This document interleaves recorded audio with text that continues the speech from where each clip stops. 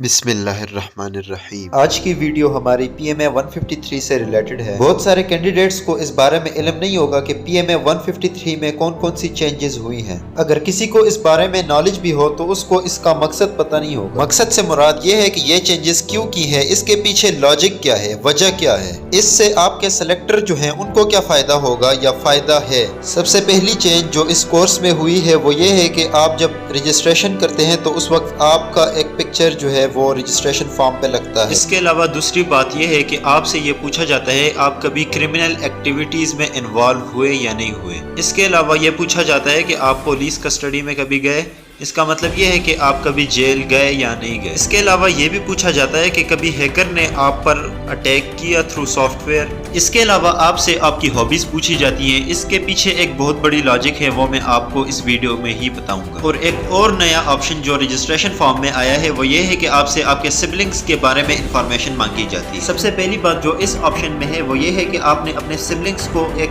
Proper order में लिखना है। प्रॉपर ऑर्डर से मुराद ये है कि जो आपके बहन हैं या भाई हैं, जो सबसे बड़े हैं उनको पहले लिखना है, इसके बाद जो छोटे हैं उनको बाद में लिखना है। सिर्फ यही नहीं बल्कि आपने उनकी एज जो है वो भी लिखनी है, उनका जो मैरिटल स्टेटस है वो भी मेंशन करना है। मैरिटल स्टेटस से मुराद ये है कि वो सिंगल हैं या जो है वो मैरिड हैं। इसके अलावा आपने उनकी जो है प्रोफेशन भी मेंशन करनी है। प्रोफेशन से मुराद ये है कि करंटली वो अगर स्टूडेंट हैं तो आपने स्टूडेंट लिखना है। इसके अलावा अगर वो बिजनेसमैन है या कोई किसी जगह पे जो है वो सर्विस कर रहे हैं, जॉब कर रहे हैं, तो आपने जो है उस तरह जो है उनको मेंशन करना है। अच्छा, बात करते हैं कि इसके पीछे लॉजिक क्या है, ये ऑप्शन जो है ये क्यों ऐड किए और इसकी वजह क्या है। सबसे पहले आ जाती है आपकी पिक्चर। पिक्चर इतनी ज्यादा मैटर नहीं करती। दूसरी बात यह है कि क्रिमिनल एक्टिविटीज से उनको डायरेक्ट पता चल जाता है कि ये बंदा जो है किस क्लास का है, किस किस्म का जो है ये बंदा है। जब भी एक बंदे की सिलेक्शन हो जाती है, चाहे वो फोर्सेज में हो या सिविल इंस्टीट्यूशन में हो, तो फिर उसको चेक किया जाता है कि ये बंदा क्रिमिनल एक्टिविटीज में इन्वॉल्व तो नहीं है।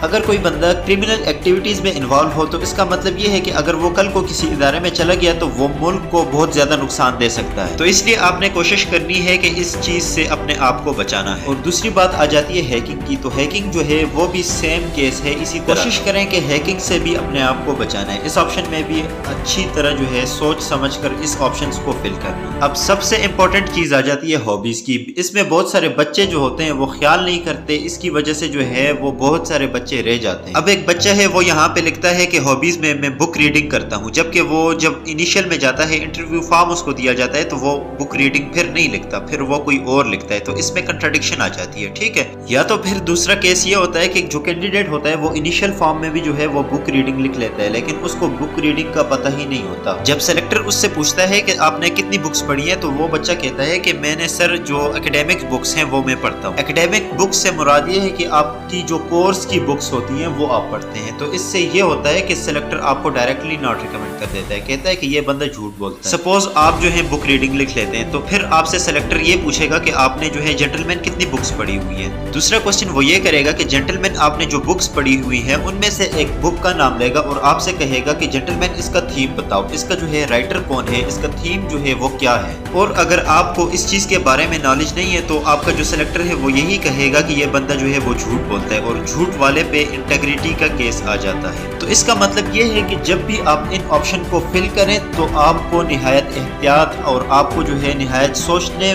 के बाद जो है इनको फिल करना चाहिए। जो चीज़ आप करते हैं रियल में उनको जो है आपने लिखना है।